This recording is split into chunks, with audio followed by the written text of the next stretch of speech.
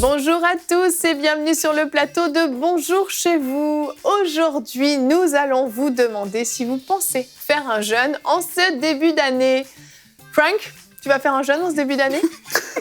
Ça me plaisait de demander ça à Frank. C'est excellent comme question. L'année dernière, comme j'ai mentionné avant l'émission, j'en ai fait plusieurs en début d'année. Cette année, je vais voir. Tu vas voir. Je vais voir comment T'es ça encore va en aller. réflexion là. Je vais prier beaucoup en tout cas. D'accord, mais c'est bien, c'est Ouais. bien. C'est bien. Le jeûne s'accompagne de la prière, Ouais. donc c'est très bien. Des fois, je m'impose des jeûnes, des fois, c'est dirigé, mais Ouais. ça varie. Ça dépend, Ouais. ça dépend. Effectivement, on verra peut-être à la maison, vous allez être vous aussi dirigé à jeûner en début d'année. Si c'est le cas, peut-être même que vous avez commencé un jeûne déjà, ben on va vous donner quelques petites clés et quelques raisons pour lesquelles vous pouvez surtout jeûner en ce début d'année. Et nous aurons avec notre invité, Anyong, qui est encore parmi nous. Bonjour Anyong. Bonjour Evelyne. Tu vas bien? Oui, très bien, merci. Merci d'être encore avec nous. Tu étais là hier et nous avons introduit le thème du jeûne hier. Et aujourd'hui, tu vas faire une rubrique conseil du coach pour donner les différentes raisons pour lesquelles on peut faire un jeûne en début d'année. C'est bien ça? Exact. Donc, on en parle tout à l'heure dans l'émission. Pour l'instant, nous allons commencer avec la raison numéro 1, se rapprocher de Dieu. Et on en parle avec toi, Aurélie, dans la pensée du jour.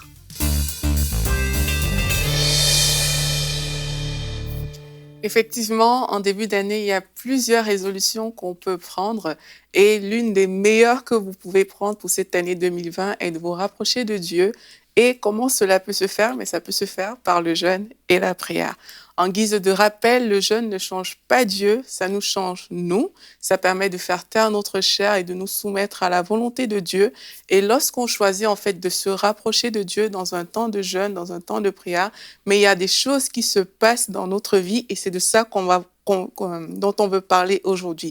Dans Ésaïe 58, en fait, la Bible nous présente le cas d'un peuple qui désire se rapprocher de Dieu, mais qui a plusieurs mauvais penchants. Et par la suite, le Seigneur explique, mais voici le jeûne auquel je prends plaisir. Et il donne beaucoup d'avantages en fait à ce jeûne-là.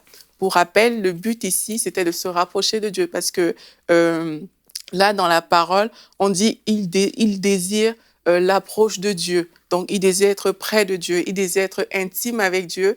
Et ils font un jeûne, mais ils ont des mauvais penchants. Et Dieu leur explique, en fait, puisque vous désirez vous rapprocher de moi dans le jeûne, mais voici le type de jeûne auquel je prends plaisir. Et là, Dieu va aussi expliquer les choses qui vont se passer s'ils pratiquent le jeûne auquel il prend plaisir. Alors, qu'est-ce qui se passe quand on décide de se rapprocher de Dieu dans le jeûne? Vous pouvez le lire dans Ésaïe 58 à partir du verset 8. La Bible dit, « Alors ta lumière jaillira comme l'aurore, et ta restauration progressera rapidement. » En d'autres termes, mais tu vas briller, tu vas repousser les choses ténébreuses. Les choses ténébreuses seront obligées d'être repoussées parce que dans la présence de Dieu, les choses ténébreuses ne peuvent tout simplement pas subsister. Et en fait, ta restauration, dans d'autres versions, ça dit ton rétablissement ou ta guérison progressera rapidement. Donc, c'est des choses qui peuvent se faire alors qu'on décide de se rapprocher de Dieu dans le jeûne et la prière. Et puis, la Bible dit, ta justice marchera devant toi et la gloire de l'Éternel sera ton arrière-garde. Alors tu appelleras et l'Éternel répondra, tu crieras et il dira, me voici. Vous voyez, vous avez choisi de vous approcher de Dieu par le jeûne et Dieu lui-même dit, me voici. Vous connaissez certainement plusieurs versets dans la Bible qui disent, mais si tu es avec moi, mais qui sera contre moi en fait? Donc on choisit comme ça, dans l'intimité, d'aller dans la présence de Dieu par le jeûne. Dieu lui-même vient, il dit, me voici, je suis là. Et alors que vous êtes en connexion avec Dieu, mais il y a des choses qui se passent en fait dans la présence de Dieu. Dieu déteint sur vous et la Bible dit, la gloire de Dieu sera ton arrière-garde. Donc, elle sera avec toi en fait, alors que tu choisis de te rapprocher de Dieu. La Bible continue en disant, mais ta lumière surgira au milieu des ténèbres et ton obscurité sera pareille à la clarté de midi. Vous savez, à midi, le soleil est à son zénith. Ça veut dire que les zones d'ombre qui pouvaient subsister dans votre vie seront obligées de dégager une fois de plus parce que vous avez choisi de vous approcher de Dieu, en fait. Et moi, il m'est arrivé comme ça parfois de prendre des temps de jeûne où franchement, je cherche juste Dieu. C'est l'objectif. C'est pas de demander quelque chose. C'est vraiment, Seigneur, je veux plus de toi. Et il y a des convictions qui viennent comme ça dans votre cœur où vous savez non seulement que Dieu est là, mais en plus, il y a des vérités bibliques qui s'enracinent en fait dans la vie. Et là, les choses qui étaient obscures, mais deviennent claires en fait à vos yeux parce que vous avez décidé de vous rapprocher de Dieu. L'Éternel sera constamment ton guide. Il répondra à tes besoins dans les endroits arides. Il redonnera la force à tes membres. Tu seras pareil à un jardin bien arrosé. En fait, on peut dire vraiment l'intégralité du chapitre. On va retrouver ces choses-là. Choisis de se rapprocher de Dieu dans le jeûne et la prière, mais c'est tout simplement choisi de marcher avec Dieu main dans la main. Et quand on marche avec Dieu main dans la main, mais c'est une vie tout simplement extraordinaire. Donc, en ce début d'année, c'est une très, très bonne résolution que de jeûner pour se rapprocher de Dieu. Amen. Oui, c'est une très, très bonne résolution, je suis d'accord. Ne serait-ce que pour ça, on le verra tout à l'heure, il y a d'autres raisons, mais ne serait-ce que juste pour ça. Seigneur, en ce début d'année, je veux être plus proche de toi. Seigneur, je veux plus te connaître. Je veux vivre un moment vraiment cœur à cœur avec toi. Je veux mettre à part quelques jours, une semaine ou plus, vraiment pour toi, pour être dans ta présence. Je pense que c'est vraiment une très, très bonne motivation de dire en ce début d'année, je vais jeûner. Notre verset du jour aujourd'hui est dans Joël au chapitre 2, verset 12. « Mais maintenant encore, l'Éternel le déclare, revenez donc à moi, revenez de tout votre cœur avec le jeûne, avec des larmes et des lamentations. » Et si on continue au verset 13, le Seigneur dit « Déchirez votre cœur et non vos vêtements et revenez à l'Éternel, lui qui est votre Dieu, car il est plein de grâce, il est compatissant et lent à la colère, il est riche en amour et il renonce volontiers au malheur dont il avait menacé. » Ce verset nous montre en fait que le jeûne n'est pas quelque chose qu'on fait pour s'infliger une souffrance, s'infliger un espèce de sacrifice pour plus plaire à Dieu, pour faire plaisir à Dieu, mais dans ce verset, déchirez votre cœur et non vos vêtements. C'est-à-dire que de l'extérieur, peut-être qu'il ne se passe rien, mais à l'intérieur, on a ce cœur vraiment soumis à Dieu. En disant, Seigneur, je veux me soumettre à toi, je veux me rapprocher de toi, je veux te connaître plus, je veux cette intimité très forte avec toi.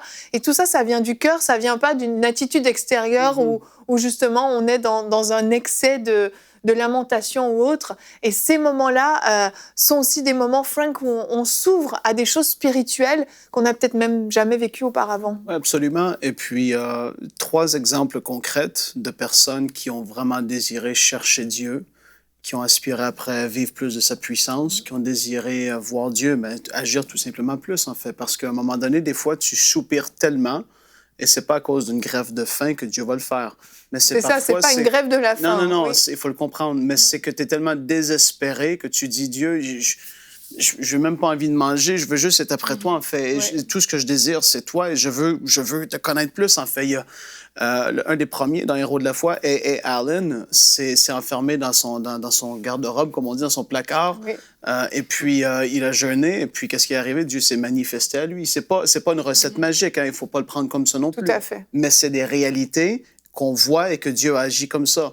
Oral Roberts, c'est la même chose. Il est parti jeûner dans son bureau de pasteur. Il s'est couché à plat ventre sur son tapis. Il a dit, quand j'étais par terre comme ça, Dieu m'a parlé. Clairement, paf!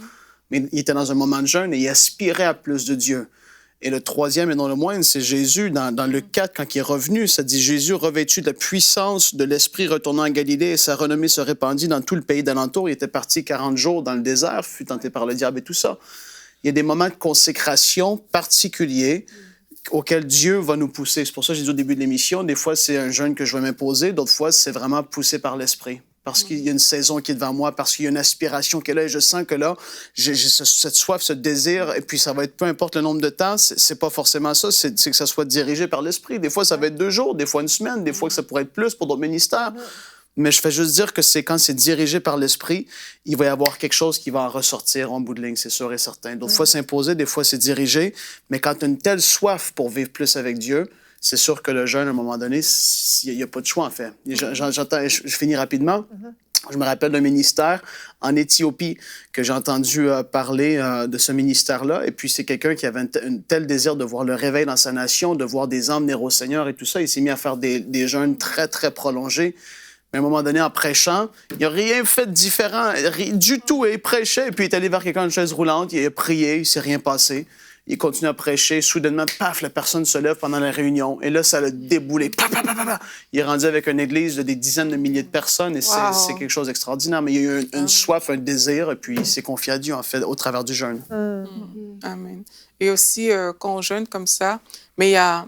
En fait, s'approcher de Dieu a une incidence dans notre vie, qu'on le veut ou pas, en fait. Une bonne incidence. Et c'est une très bonne incidence, exactement. Et puis, on voit que là où il y avait des mauvaises choses, des mauvais penchants, ces choses-là quittent, en fait. Et parfois, on se donne de bonnes résolutions en début d'année. Je ne vais plus faire telle chose, je vais arrêter ci et ça. Mais dans la présence de Dieu, il y a beaucoup de choses qui quittent, sans qu'on ait besoin de faire un autre effort que celui-là, en fait. Oui. Et c'est de ça dont on a parfois besoin. Ouais. La présence de Dieu va nous exposer à la sanctification. Il y a des personnes qui veulent arrêter, par exemple, avec certains péchés. Mais dans la présence de Dieu, ça quitte sans qu'on ne fasse rien d'autre. Et là, c'est vraiment important de se dire, Frank parlait d'être dirigé par l'Esprit. Je suis vraiment entièrement d'accord. Mais il y a des personnes aussi qui n'ont pas... qui naturellement ne sont pas vraiment portés à jeûner, qui ne prennent pas le temps d'entendre l'Esprit pour ce genre de questions, par exemple. Donc, c'est ces personnes-là aussi de dire, « OK, Seigneur, mais moi, je fais l'effort de m'approcher de toi. Tu as dit, approchez-vous de moi, et puis moi, je viendrai, en fait. Donc, je fais cet effort de m'approcher de toi, et je sais qu'au rendez-vous, il y a quelque chose qui va se passer. » Et c'est aussi des temps de consécration dans lesquels on soumet sa volonté à la volonté de Dieu, en fait.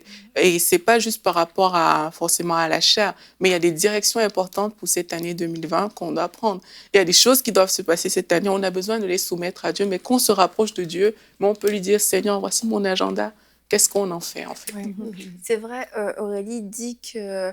Il y a peut-être des personnes qui ressentent jamais le désir de jeûner, mais je crois que beaucoup de gens, par contre, quand même, ont eu l'idée folle de jeûner, mais peut-être, mais n'ont pas poursuivi. Mais je pense que beaucoup plus qu'on pourrait le penser se sont dit, je pourrais peut-être jeûner. Et puis d'un seul coup, tu penses à tes repas, tu penses à ce que tu as dans ton frigo, ce que tu viens de faire, etc. Ou alors juste que tu n'as pas envie de le faire. Mais en fait, c'est vraiment marcher par l'esprit. Et lorsqu'on marche par l'esprit, on va vivre aussi des résultats dans l'esprit. Et c'est pas la privation de nourriture en soi qui est magique et qui débloque les miracles. C'est parce que alors que je prends pas soin, je suis pas en train de me nourrir physiquement, mais je nourris mon esprit, mon esprit prend de plus en plus de force et va pouvoir se manifester plus que toutes les autres dimensions de mon être. Mais je crois vraiment que beaucoup de gens ont déjà eu la folle idée de jeûner. Et c'est un appel de l'Esprit de Dieu. N'attristez plus le Saint-Esprit, jeûnez. Amen. Anne, toi, donc on le disait hier, tu as écrit un livre sur le jeûne. Donc cette idée folle, j'imagine qu'elle t'a traversée plus d'une fois. Oui, et tout comme Annabelle l'a mentionné, la première fois, c'était « Oh non, c'est pas vraiment Dieu qui m'a demandé ça. » Ça a été ma réaction. Mais non, et le Seigneur est revenu en douceur, mais quand même, fidèlement, il est revenu jusqu'à ce que j'accepte et que je dise oui, je vais jeûner, et puis je veux apprendre à jeûner. Je veux tout ce que tu as à me donner, finalement, dans cette pratique-là du jeûne. Alors, donc ensuite, j'ai avancé et j'ai appris. Heureusement, parce que tu as écrit un livre. Hein? Il y en a un qu'on a reçu récemment, c'est le Dr Moussa Touré.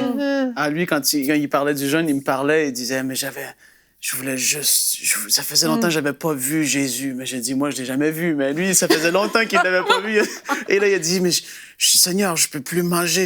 Il n'arrivait plus à vivre parce qu'il voulait être avec le Seigneur et il s'est mis à jeûner, tu vois. Mais quand il t'en parle, c'est naturel. C'est le jeûne, c'est tellement sain, c'est puissant. Et puis, il y a quelque chose, en fait. Mais quand il en parle, ce n'est pas un fardeau. C'est, Seigneur, j'ai une telle soif. Toi-même, t'aspires après avoir entendu ça. Tu dis, mais moi, j'ai envie de jeûner. Oui, ça donne une soif pour ça. Et puis, Mais on va voir maintenant, donc on a vu la première raison, se rapprocher de Dieu. Je crois que celle-là, elle est totalement valable et bonne. Mais on va voir maintenant dans la rubrique Conseil du coach avec toi, Anne, pour quelle autre raison on peut commencer un jeûne en début d'année.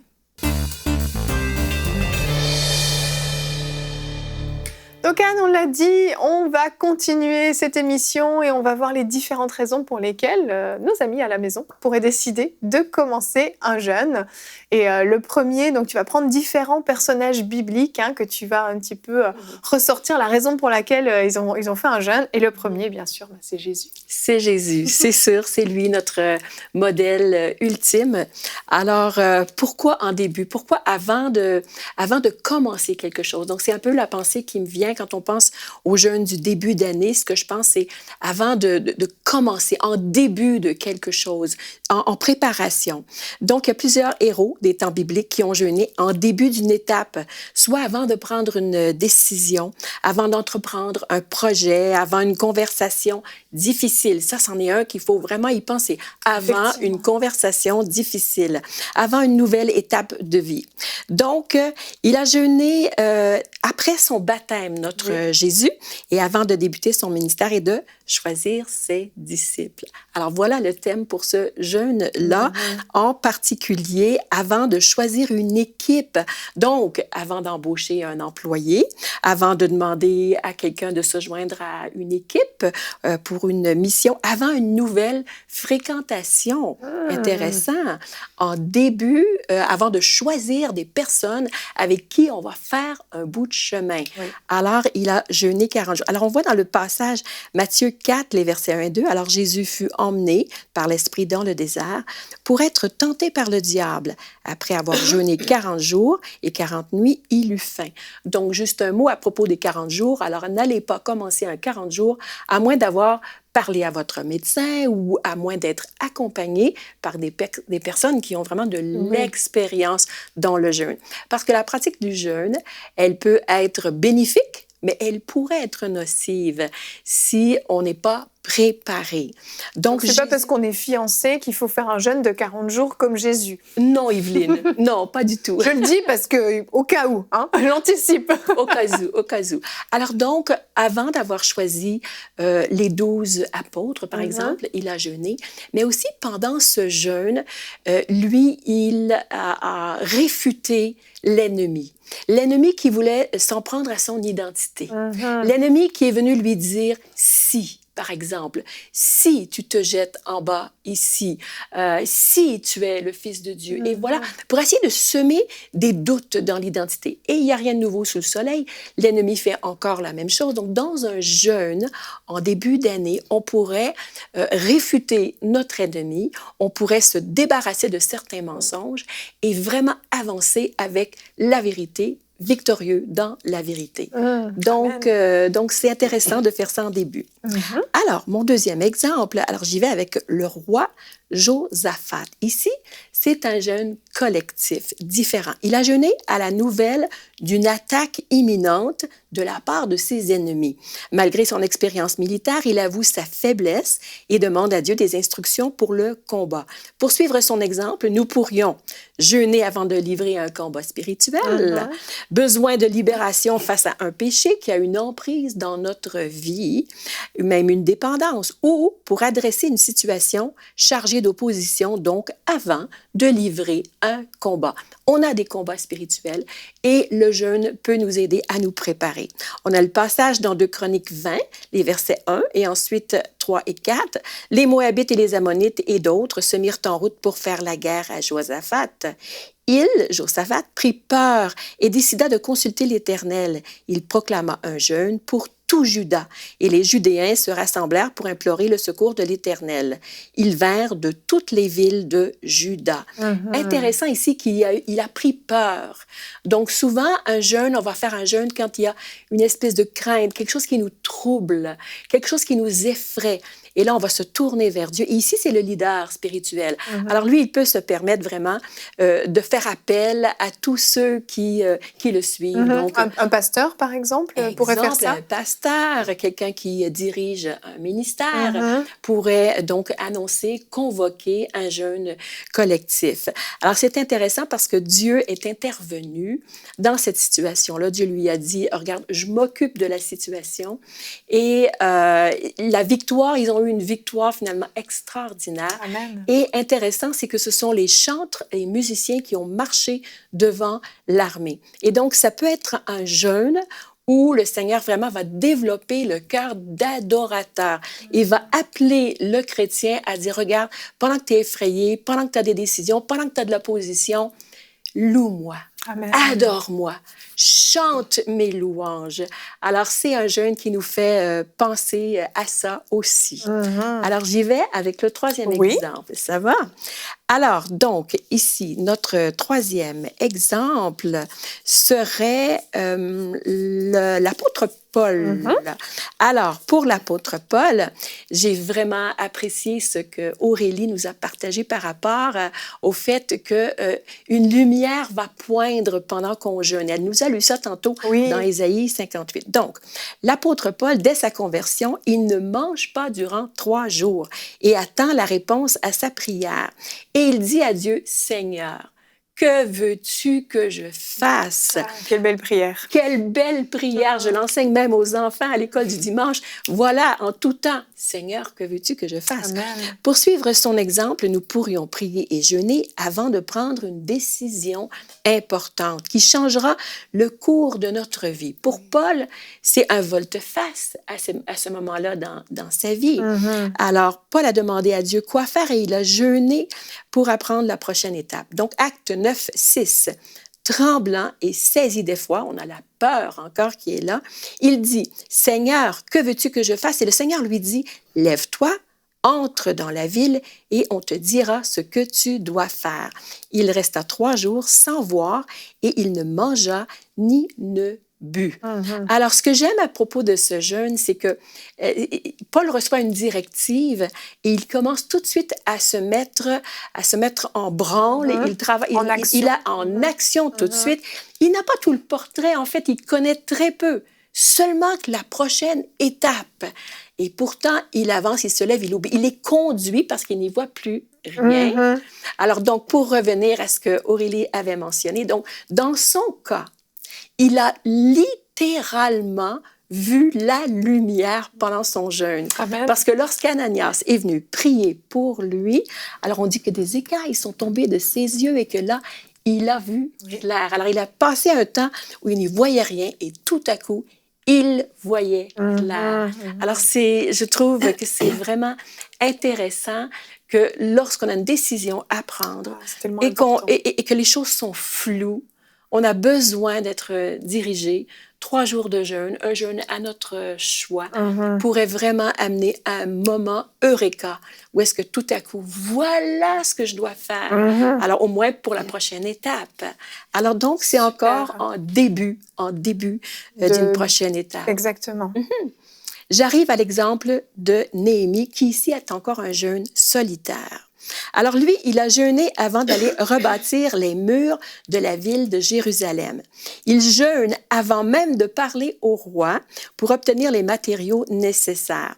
Son jeûne débute dans l'humilité et la confession de ses péchés et ceux de sa famille. On a parlé d'humilité hier comme étant un critère indispensable. Tout à fait. Pour suivre son exemple, nous pourrions jeûner lorsque nous voulons bâtir ou rebâtir quelque chose. Rebâtir un ministère, bâtir ou rebâtir un département, une entreprise, une relation. Qui a des relations à rebâtir présentement? Rebâtir une relation avec un parent, avec un enfant, avec un conjoint, rebâtir un mariage. Oui. Vraiment rebâtir un couple. Parce que rares sont ceux parmi nous qui vraiment vont aller rebâtir une ville ou des murs. Effectivement. Et voilà. Ça fait pas partie de mes activités, en tout non, cas. les miennes non plus. Néhémie, alors le premier chapitre et le verset 4, voilà ce que Néhémie dit. Lorsque j'entendis ces choses, je m'assis, je pleurai, et je fus plusieurs jours dans la désolation. Je jeûnai et je priai devant le Dieu des cieux. Alors, dans ce jeûne, on voit vraiment un moment où est-ce que la recherche de la pureté de cœur. Et là, il va confesser. C'est une chose dont je parle dans le livre que j'ai écrit par rapport à ma propre expérience, comment le Seigneur, dans les premiers jours d'un jeûne, m'avait amené à ne rien faire d'autre que d'examiner mon cœur, de confesser et de pleurer finalement devant lui en voyant combien mon cœur avait besoin d'être changé. Alors, c'est ce que Néhémie fait. Nous, dans l'église où est-ce que j'œuvre avec mon mari, nous avons déménagé dans une nouvelle bâtisse en 2012. Et alors, on a publié ce jeûne parce qu'on allait avoir à faire des travaux majeurs dans la bâtisse et on allait avoir à travailler avec des gens avec qui on n'était peut-être pas habitué de travailler. Beaucoup de bénévoles qui allaient se voir à chaque jour de la semaine et certains allaient faire différentes tâches ensemble. Et là, on a jeûné pour que le Seigneur vraiment crée l'unité. Et on a littéralement rebâti dans le temporel des choses. Mais ce jeûne-là est vraiment pour qu'on puisse se préparer à rebâtir les choses. Dieu veut restaurer. Amen. Veut bâtir. Amen. Même quand il y a des ruines dans nos vies, il veut rebâtir. Amen. Et dans un temps de jeûne, il pourrait nous montrer comment. Alors, notre dernier exemple aujourd'hui, la reine Esther est là. On a un jeûne collectif. Alors, elle a jeûné avant d'aller parler au roi, dans un contexte à la fois délicat et crucial. Un jeûne à faire avant une conversation difficile qui risque d'être chargé d'émotions. Un jeûne pour la protection du peuple de Dieu, donc un jeûne pour la protection de l'Église en général et ou l'Église persécutée. Alors, pour obtenir aussi la sagesse avant d'adresser une situation précaire. Alors, on va regarder le passage dans Esther 4 et les versets 15 et 16. Esther envoya dire à Mardoché, « Va, rassemble tous les Juifs qui se trouvent à Suse et jeûnez pour moi, sans manger ni boire pendant 3 jours, ni la nuit, ni le jour. Moi aussi, je jeûnerai de même avec mes servantes, puis j'entrerai chez le roi, malgré la loi, et si je dois périr, je périrai. » Belle attitude de cœur. Wow, une attitude d'obéissance de sa part. Alors, en début d'année, j'encourage les gens vraiment à prendre ce temps en présence de Dieu et de dire, Seigneur, est-ce que vraiment j'ai à jeûner? Parce qu'on débute une saison, on finit une décennie, mais quand même, qu'est-ce que tu veux que je fasse en 2020? Et je me prépare donc dans la prière et dans le jeûne pour recevoir tes instructions. Oui. Amen. Merci, Anne. C'était super intéressant et je veux vraiment encourager les gens qui nous écoutent. Si vous voulez aller plus loin, vous pouvez vous procurer le livre de Anne Young, donc Le jeûne, clé et victoire, qui est disponible sur EMC Boutique. Là, tu décortiques davantage les points sur le jeûne et justement des témoignages. Tu en parles aussi de ta propre expérience du jeûne.